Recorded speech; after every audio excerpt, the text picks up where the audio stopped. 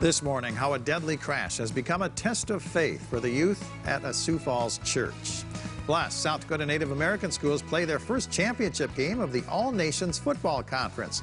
Coming up this morning, what it means for the schools to have a league of their own. Good morning. This is KELOLAND on the go with all you need to know in news and weather as you start your weekend. We also have a long list of boredom busters coming up, but first, our top story. The two Sioux Falls teenagers involved in this week's deadly crash in Sioux Falls were both active at Celebrate Church. Barry Grieve, who died in the crash, and his friend Mirtab Sagaya, who was seriously injured, took part in youth activities at the church every week. Celebrate's prayer team is ministering to the teens who are mourning the tragedy. The youth minister says it's important to let them know that they do not have to grieve alone. Meanwhile, the location of the crash has had the attention of the South Dakota Department of Transportation. They've been treating that stretch of I-229 to help reduce crashes. Officials say the product, known as high-friction surface treatment, has been successful in making the road safer. They plan to apply the treatment to other high-crash areas. Native American football is enjoying a rebirth in South Dakota thanks to a new league formed by smaller schools this fall. The All Nations Football Conference championship game pitted Crow Creek against Lower Brule inside the Dakota Dome in Vermilion Friday. Schools competing in the conference have to have a student body that's at least 50% Native Americans. Supporters say the teams are giving students a reason to stay in school while providing communities a reason to come together. Well, enjoy the warm start to the weekend because it won't be lasting very long. Here's meteorologist Grant Smith in the Storm Center. Good morning, Grant. Yes, Perry, looks like today is going to be our warmest day over the next, at least the 7-day forecast, but even beyond that, the 8 to 15-day forecast even continues that below average temperature. So today is going to be our coldest day. Right now, we're keeping an eye on that cold air mass in Canada. That's going to be sliding southward, bringing in some much colder weather and a chance for snow as we head into your Sunday. But as far as today is concerned, just outside of the area to the northeast, that's where we could see a little side swipe of some moisture fields view in the northeast. But Sunday is our better chance to see more widespread passing light snow to the area. We'll talk about the timing of the snow and how much snow you can expect here in just a couple minutes. All right, thank you very much, Grant. Well, South Dakota Lutherans will commemorate the 30th anniversary of the fall of the Berlin Wall with services of remembrance. In Sioux Falls, the service will take place at 10 a.m. in the Chapel of Reconciliation on the Augustana University campus. Trinity Lutheran Church in Rapid City is also hosting a service beginning at 9 a.m. Mountain Time. The Augustana Band Festival Grand Finale concert is at 6:30 tonight at the Washington Pavilion in downtown Sioux Falls. Tickets range from $14 to $20. The concert caps off the Augustana Band Festival taking place in the Humanities Center on the Augie campus. Also at the Pavilion, the Dakota Academy of Performing Arts presents a musical version of Treasure Island. The performances are at 2 and 7 o'clock. Check out the biggest, noisiest, and nastiest machines in motorsports during Monster Jam at the Denny Sanford Premier Center. The shows are at 1 and 7 o'clock. Tickets are available at the KELOLAND box office. Jones 421 in downtown Sioux Falls is hosting a holiday open house. Shops and restaurants in the building are offering discounts and specials from 10 a.m. to 8 p.m. You can get free photos with Santa Claus from 10 to 2. The Sioux Empire Arts and Crafts Show features more than 280 exhibitors selling holiday items in the expo building at the W.H. Lyon Fairgrounds. The hours are from 9 to 5. Admission is $5, free for children 12 and under. Canton United Methodist Church is hosting a Mistletoe Marketplace Craft and Vendor Fair from 9 to 3.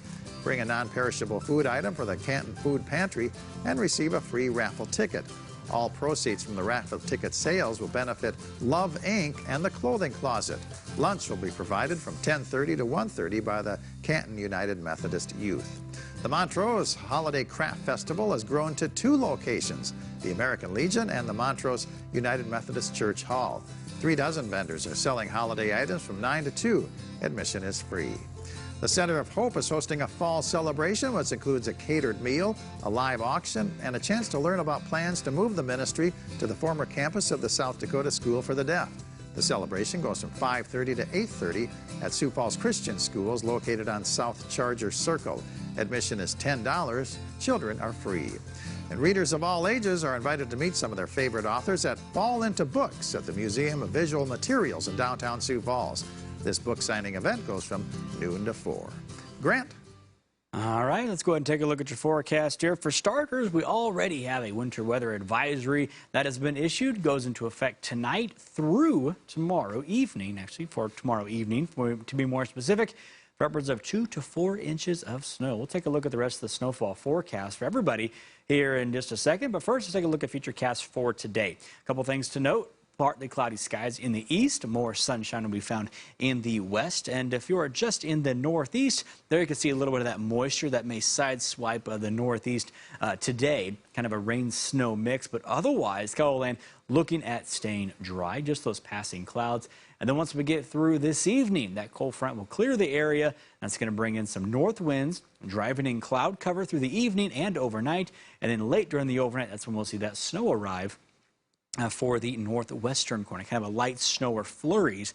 And then as we go throughout the day, the snow will spread to the east and also move to the south. So if you are in the southeast, it's going to be a while before you see the snow arrive in your area tomorrow. So there you can see that north winds just driving that snow to the south. Heaviest snow will be more likely found in the east and the southeast, or in the west. If you're in the southeast, very light snow is expected. That will clear on out of here Sunday evening, leaving behind clearing skies Sunday night. Once again, snowfall amounts greatest in the northwest, but still 2 to 4 inches, and even a lot of these areas at 4-inch amounts probably on the high end of what we'll likely see there in the northeast and northwest. Otherwise, kind of a 1 to 2 inch or less than an inch type event.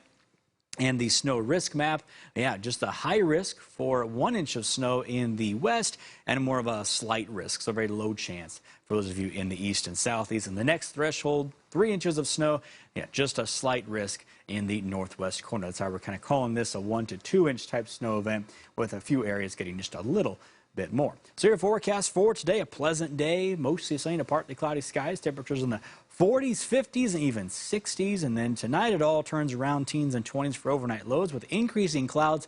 And then tomorrow, a cloudy, snowy day with temperatures warmest in the morning, falling temperatures throughout the afternoon. And then your 7-day forecast, very cold start to next work week. Monday and Tuesday, single-digit lows, 20s and teens for afternoon highs. But in the second half, we begin to warm back up.